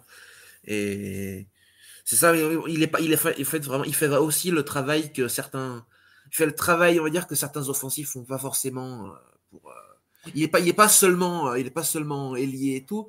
Il va chercher, il repique, il va chercher les ballons, il décroche, Et, voilà. c- et ça, Pour pour le mettre, coup, pour mettre Al-Naïmat en bonne position. exactement. Et le travail, entre guillemets, le travail de décrochage et le travail de repli aussi à la perte de balle, très Ouais. honnêtement, et il faut aussi savoir le dire quand, voilà, parce qu'on a toujours tendance un peu à tomber sur la Ligue 1, sur la France, sur machin, il l'a appris à Montpellier. Parce que Oh je oui, peux je me t'assurer doute. qu'à l'OHL, il se repliait pas, hein. Ouais. Je sais pas s'il y a Ouais. des Belges dans le coin, je sais pas si Max Lahr est dans le coin, mais à Louvain, le repli défensif et Tamari, c'était pas la Ouais. même famille, hein. Mm. Mais voilà, mais aussi parce qu'il a pris aussi du volume, il a pris de l'ampleur physique, il a pris du coffre, et je Mm. pense qu'il y a un vrai effet Montpellier là-dessus. Mais, Sûrement. mais le problème pour les adversaires de la Jordanie, c'est que c'est pas le seul à aller à 3000 à l'heure, quoi. Oui. Et le problème surtout, c'est que la Jordanie, contrairement à d'autres équipes qui ont des atouts offensifs rapides, je pense au Liban par exemple, ils leur balancent pas des gros ballons devant et débrouillez-vous. Ouais. C'est-à-dire qu'il y a quand même de la construction derrière pour leur mettre le ballon dans la course ou dans des bonnes dispositions pour permettre à la vitesse de faire la différence. C'est-à-dire qu'on utilise de la vitesse en jouant au Mm. sol. Voilà. Et ça change Voilà, tout. globalement. Il faut que plus de ses compatriotes ou des joueurs du Moyen-Orient fassent la même chose, aller en Europe. Bon, mais après, c'est pareil, ça dépend où, JVK. Parce que, par exemple, quand Tamari est à Chypre, je suis pas convaincu que ça lui permette de faire un saut. Quand tu vois des joueurs du Moyen-Orient qui jouent à Al Hilal ou qui jouent dans des grands clubs, qui jouent à la Champions League asiatique, très franchement, on parle du Tadjikistan avec une partie de la colonie qui s'est construite et qui joue à Istiklol et qui a gagné en expérience continentale. Si tu envoies un Tadjik dans un club moyen à Chypre ou en Grèce, il va pas progresser. Hein. C'est pour ça, d'ailleurs, pour parler dévier vite fait, j'ai pas compris le transfert de Macharipov, l'Ouzbek, là, en Grèce. Autant rentrer au Partakor, quoi. Enfin, je sais pas. Voilà, c'est l'illustration, c'est l'exemple type. Alors après, peut-être que tremplin, machin bidule, Hollande, il a Belgique, 30 ans. Danemark, Grèce, ouais, enfin même si Grèce, c'est compliqué, hein. Et le risque de choc existe quand même. Mais oui, je suis d'accord, il faut faire le pas. Après, quand tu parles de joueurs comme Almoez, Aleidos, Afif, aller en Europe, je suis pas sûr qu'ils aient besoin ou envie. Et je suis pas sûr que les fédés soient pour non plus. Voilà. C'est un autre débat. Alors, pour le Qatar, j'ai rien. Autant sur l'Arabie, c'est une certitude. La Fédé veut pas que les joueurs partent. Sur le Qatar, c'est pas officiel, mais bon. Oui, mais bon. Alors Voilà. après, Al Neymat, il joue au Qatar, lui, non? Oui, il joue au Qatar à Al Ahly. Mais Les deux autres jouent au Qatar, d'ailleurs. L'autre, c'est oui, il joue au Qatar aussi à Ali l'Al Olwan. effectivement. Ouais. Ouais. Donc c'est pareil, il va falloir s'aligner sur les salaires parce qu'à mon avis, au Qatar, ils doivent se mettre bien, hein, les amis. Ouais. En plus, Al Neymat, c'est un joueur assez important de l'effectif d'Al Ahly depuis quelques temps. Donc, niveau salaire, les buteurs là-bas, en principe, pas dégueulasse. Bah ouais, c'est ça. Donc bon, voilà. Après, et Tamari, ça a mis du temps. Quel âge il a, Tamari? Je sais jamais quel âge il a. 26, 27 peut-être, je pense, Donc tu Tamari. vois, ça a pris du temps quand 26, même hein, je pour qu'il crois. commence Attends, à je vais te dire. apprendre. Tamari, 26. Ouais, tu vois, donc ça a pris quand même un peu de temps pour qu'il prenne, entre guillemets, son véritable envol. Il a fait de belles saisons à l'OHL. Là, il a pris une dimension vraiment cette année. Hein, parce que moi, quand je l'ai vu arriver en France, j'étais trop content parce que voilà, je suis très très fan du bonhomme, mais je pensais pas qu'il allait marcher sur la Ligue 1 comme il l'a fait sur la première partie de saison. Hein. Non, ouais. Et j'espère aussi que cette Coupe d'Asie va peut-être lui rapporter aussi davantage de. Parce que là, au final, sur les matchs, à part sur le Bahreïn, mais le Bahreïn, on va pas en parler, en plus, il jouait pas. Mais sur les 3 matchs qu'il a fait, les 3 matchs, il a été régulier dans son apport. Oui. Ce qui n'a pas forcément été le cas à Montpellier depuis le début de saison. Oui. Après, le contexte du club n'aide pas non plus. Non, mais après, mais tu as raison de le souligner parce que c'est une critique qu'on peut faire et c'était déjà pas le cas à Louvain. À Louvain, il pouvait te faire des matchs exceptionnels et tu pouvais aussi le voir totalement disparaître d'un match. Donc, est-ce que ce passage avec la Jordanie, cette belle aventure, du coup, ça pourra le permettre aussi de bosser sa régularité? Ça serait qu'une bonne chose pour lui. Ouais, en tout cas, voilà, on a été très séduits. Alors, maintenant, il y a évidemment un fait de jeu. Il y a ce fameux but du tank irakien. Avant ça, juste peut-être parler du début de la seconde mi-temps irakienne. Ouais. Parce que du coup, effectivement, les Irakiens qui reviennent très bien dans leur match, par contre. Il y a dû y avoir un Kassas a dû faire un bon discours à la mi-temps pour les réveiller. Ça a dû trembler un peu les murs. Et du coup, tu as ce but d'ailleurs de Natik, justement, de Sad Natik, qui s'était fait prendre de vitesse sur le but jordanien, donc qui se rattrape un peu, on va dire. Alors Natik, je le vois jouer toutes les semaines avec Abra en Arabie. Abra, je sais pas si soit c'est la pire, soit c'est la deuxième pire défense du championnat. Voilà, c'était pour l'anecdote. Donc voilà. Et il a pas rien à voir avec ça non plus. Oui, voilà. Il n'est pas étranger à la bonne performance de son équipe. Non. Voilà. Bref. Et du coup, ce but sur CPA, comme contre. D'ailleurs, c'est marrant, c'est comme contre le Vietnam, un début de deuxième mi-temps, but sur coup de pied arrêté. Ouais. Et ensuite, la frappe magnifique d'Aymen Hussein. Mais du coup, on y arrive. Et on y arrive parce que le but est magnifique, l'enchaînement, voilà, c'est un 9. Hein, donc si vous avez une âme d'avant-centre, vous kiffez ce qu'il fait, forcément, même si vous en avez pas. Et arrive ce qui arrive, ce deuxième carton jaune et donc cette exclusion qui a fait beaucoup parler. Alors, il faut aussi rappeler que l'arbitre Alireza Fagani est iranien. Enfin, maintenant il est australien, mais à la base il est né en Iran. Oui. On peut partir sur des théories du complot. On peut tout à fait partir là-dessus. Les Irakiens sont furax, je l'entends, parce que c'est la notion de supporter. Maintenant, il y a deux choses dans l'histoire. Oui, il fait la même célébration que la Jordanie. Ils sont même 5 ou 6 les Jordaniens à le faire en première mi-temps. Mais le contexte n'est pas le même. Et je pense... Alors, je ne sais pas si l'arbitre s'est exprimé depuis, je pense que non. J'ai rien vu sur ça. J'ai rien vu passer. Je l'aurais vu passer, je pense. Mais il y a deux ralentis qui sont importants quand même et qui sont arrivés après, après la séquence. Donc, cette fameuse célébration, c'est de s'asseoir et faire je mange. Hein. Il le fait une première fois en regardant le public, donc adressé directement à la foule. On imagine qu'il l'adresse directement aux Jordaniens. Et il le fait une deuxième fois en s'asseyant et en le faisant. Donc en gros, il a fait 3 célébrations parce qu'il fait cette première célébration où il commence à contourner le but, la deuxième où il fait le geste vers la tribune, et la troisième où il s'assoit et il refait le geste. Et la règle, c'est que tu n'as pas le droit de chambrer la foule. Tu peux chambrer l'adversaire, mais tu ne peux pas chambrer la foule. Et si tu chambres la foule, c'est jaune. Ouais. Ouais, on l'avait vu en Ligue 1. C'était à l'époque, c'était Cavani qui avait fait célébration de réaction de la foule et qui s'était fait exclure. Ouais, Cavani, c'était les tirs à l'arc. Parce que l'arbitre avait... Je remonte longtemps, mais... Ouais, c'était quand il faisait l'archer et l'arbitre avait vu que, justement, il chauffait la foule. Voilà. Et en fait, c'est ça la différence. Et je vous lis, hein, Xixon et JVK, mais pour moi, la différence, elle est là. Les Jordaniens, quand ils font la célébration, ils la font devant leurs supporters. Au pied de leurs supporters. Et ils la font entre eux.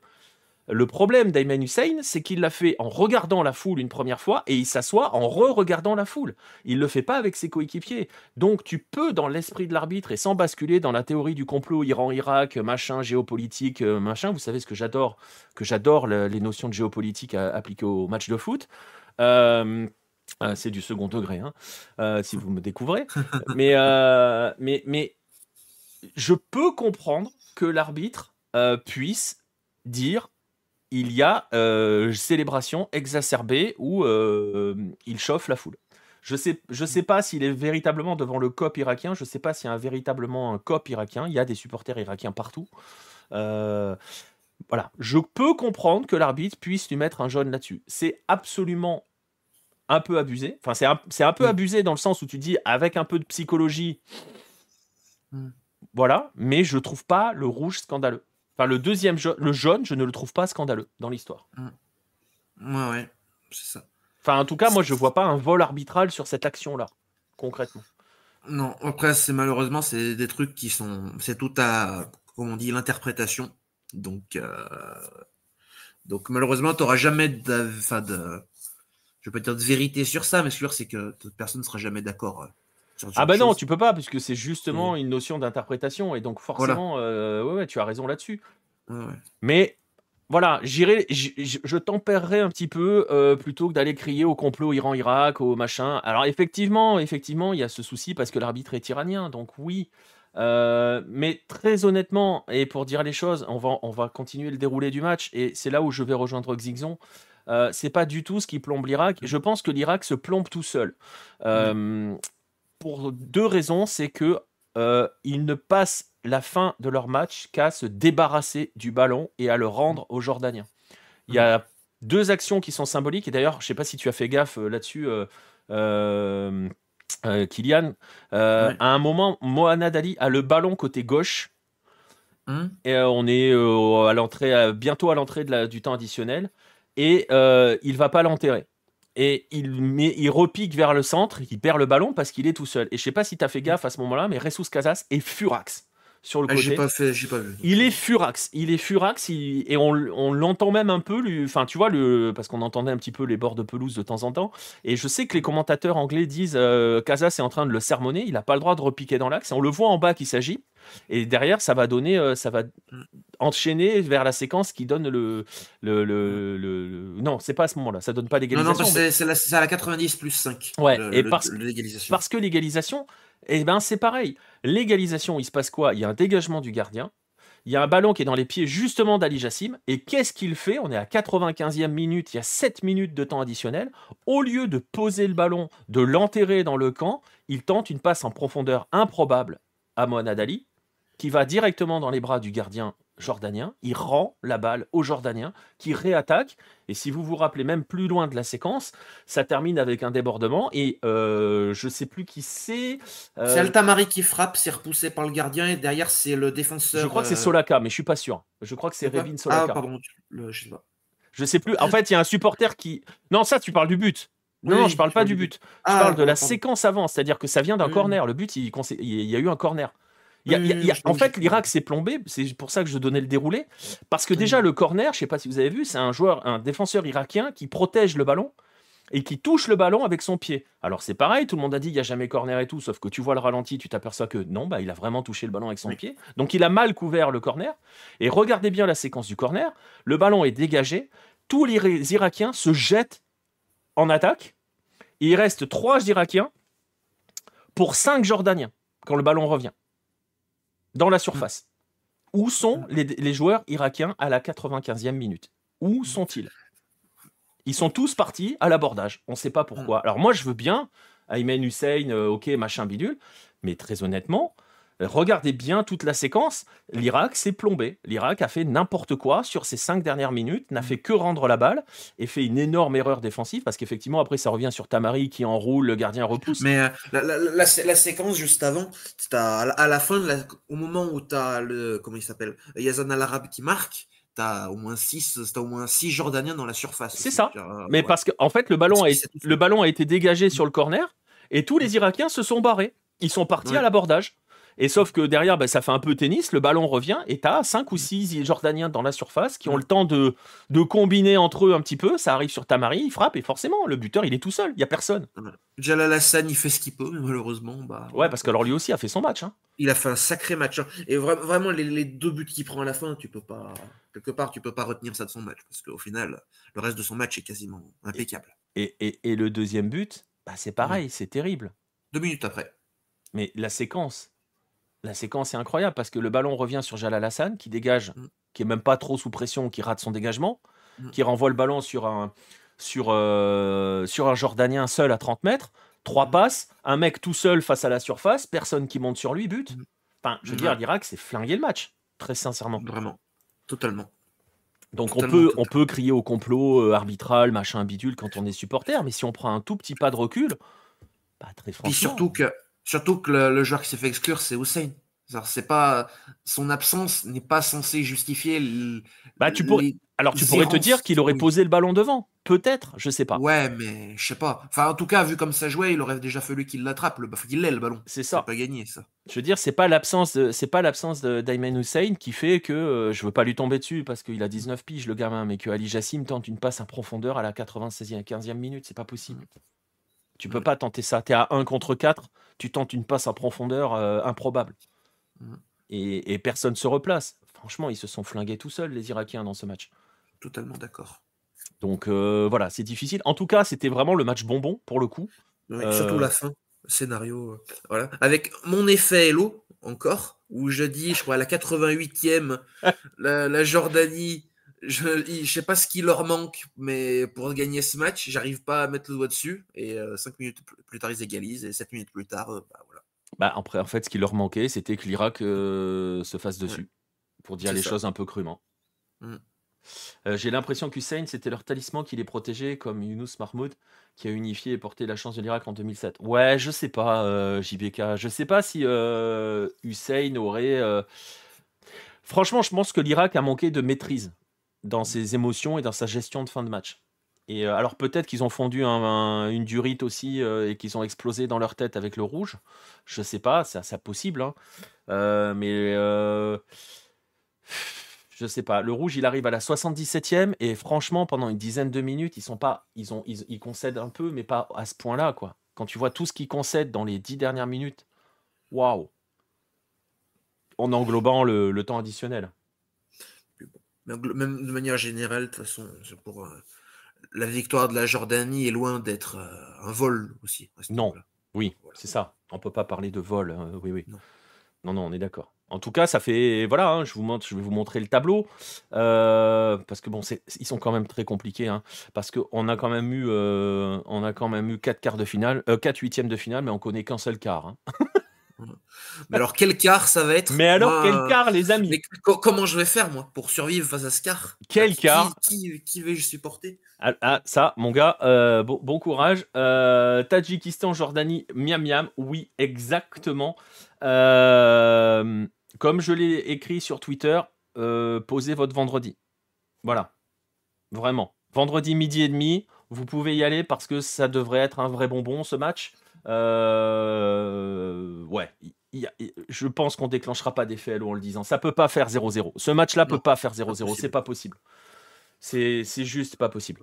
Ça peut pas. Ça peut être un gros. Il peut y avoir un gros score pour la Jordanie, ça c'est tout à fait envisageable, mais il n'y aura jamais de 0-0. Ouais, je veux pas y croire. Non. Je veux pas y croire. Donc voilà, ça sera, je le disais, hein, ça sera vendredi Ah, à je ne midi sais- et demi.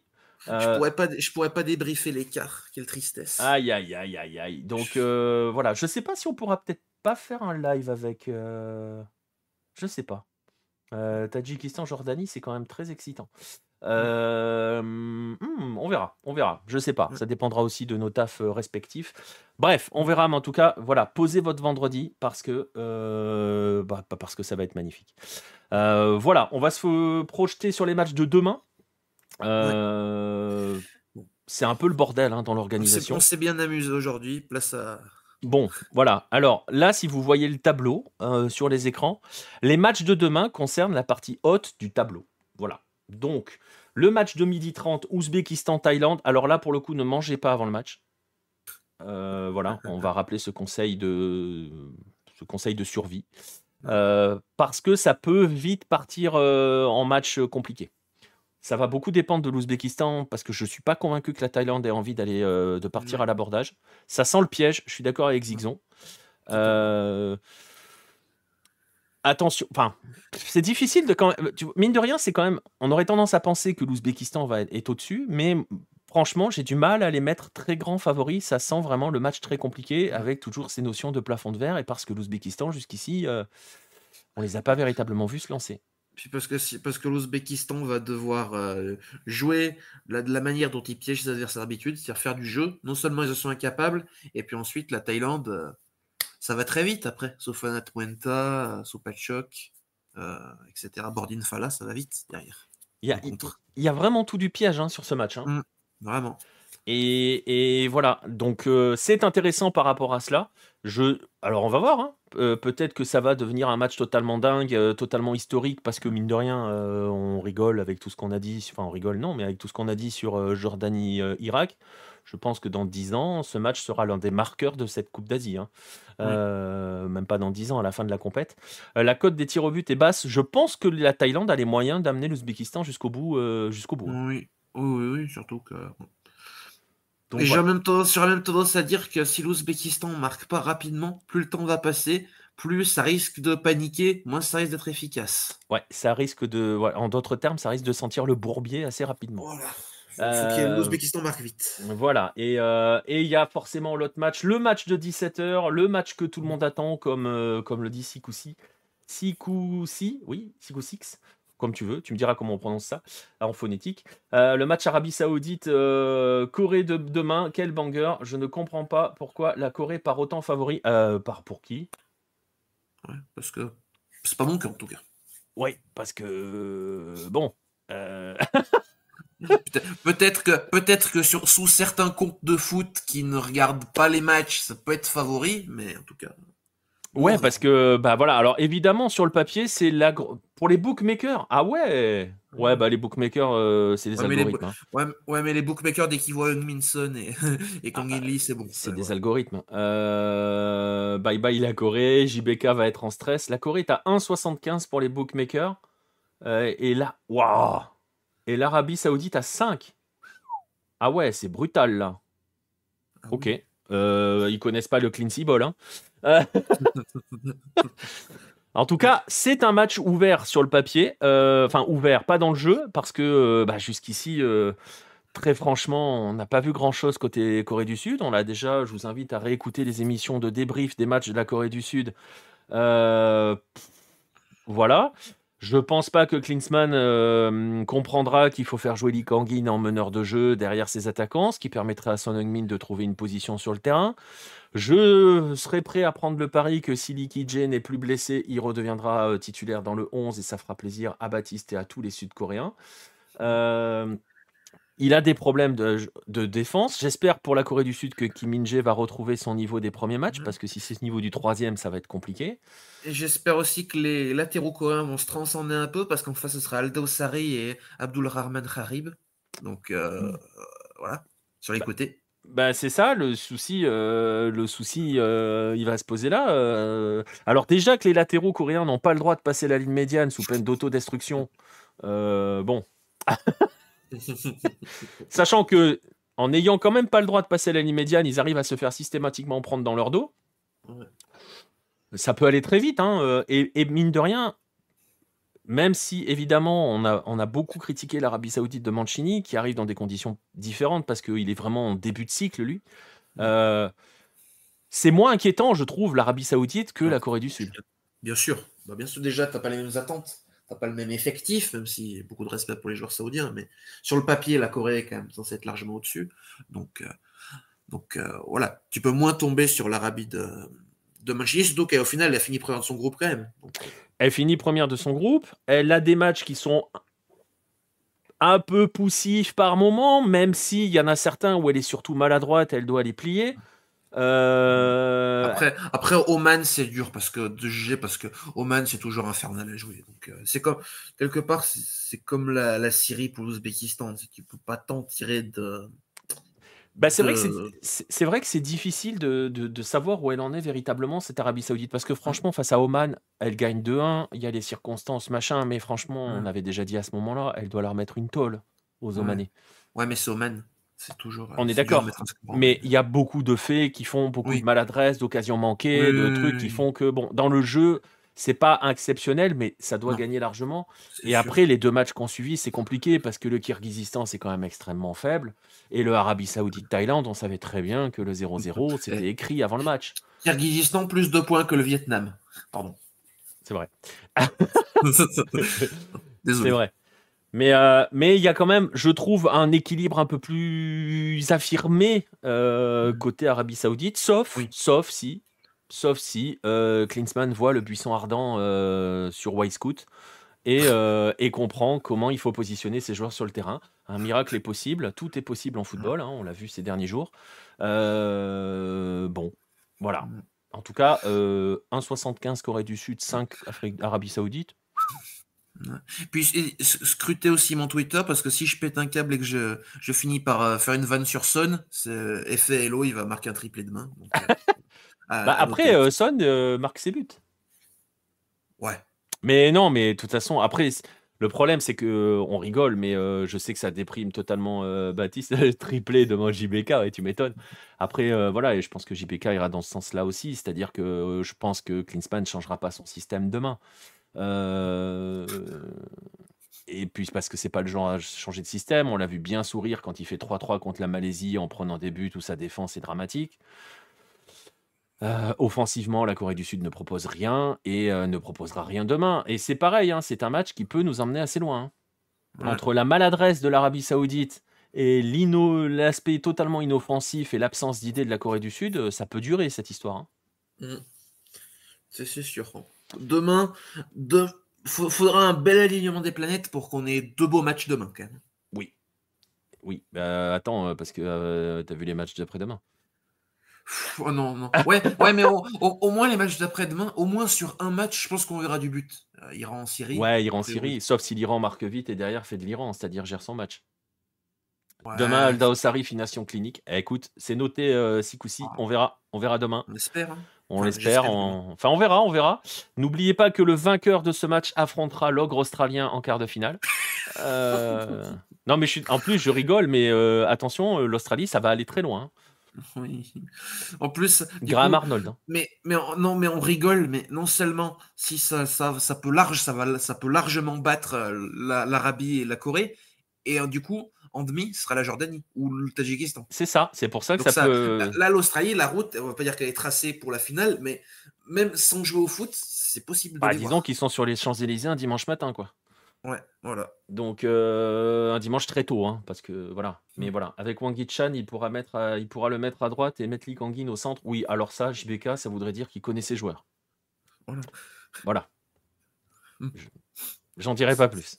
Qui Mais regarde les matchs, qui regarde les matchs. Ça voudrait dire ces qu'il a joueurs. regardé les matchs, qu'il sait comment jouent ses joueurs. Ah oui, c'est ce qu'il faut faire, mais après, on l'a déjà dit, hein, c'est ce qu'il faut faire. Mettre Lee Kang-in au centre, c'est la base. Parce que complètement collé sur sa ligne à droite, il sert à rien. Mais bon. Et Son à gauche, ouais, ou même tu mets 2 attaquants, je sais pas. Enfin bon, de toute façon, il fera pas ça. Il gardera son système pourri.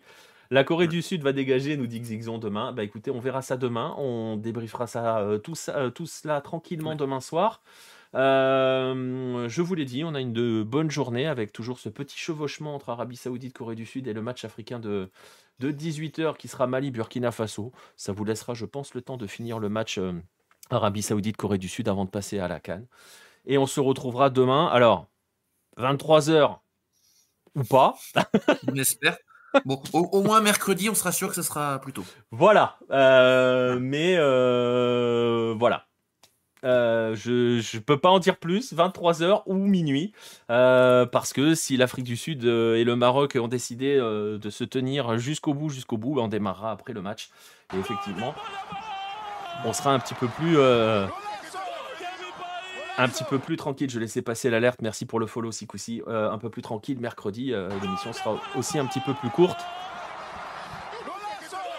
Et merci à JBK aussi pour le follow. C'est pour ça que je m'arrêtais. Il y a des alertes. C'est vrai que tu les entends pas, mais ça fait un petit peu bizarre. Bah écoutez, L'émission sera plus courte mercredi. Ça se trouve, il va y avoir 5-5 sur les 2 matchs. tu t'engages? Non, je m'engage pas. Je retire. Après, il y aura des choses à dire parce que mercredi, c'est le Japon et c'est l'Iran. Donc, sur le Japon, il y a toujours beaucoup de choses à il dire. y a toujours beaucoup de choses à dire. Demain, intro en taille pour Kylian. Et ben, ça va dépendre. Je le dis, ça dépendra du vainqueur. Si Voilà. c'est l'Ouzbékistan, intro en ouzbek. Si c'est la Thaïlande, intro en thaï. Voilà. Vous êtes prêts, vous le savez. Vous verrez ça demain. Voilà. Bah écoute, on va se dire à demain, Kylian. Merci beaucoup. Ah ouais, attends, j'ai prévu la phrase pour la fin. Ah, oh. Attends, faut que je la retrouve. Silence dans la salle. Voilà. Comme on dit en Jordanie, chez moi, du coup. Leila Saïdi. Je refais. Leila Saïda Ilal Rad. Voilà. Magnifique. Je veux dire bonne nuit à tous, à demain. Oh, exceptionnel. Bah écoutez, bonne nuit à tous. Merci le chat d'être là, d'être toujours présent. Merci à ceux qui écoutent et qui écoutent les émissions en podcast. J'arriverai pas à le lire, Xixon, ce que tu as écrit, mais les gens le voient dans le chat.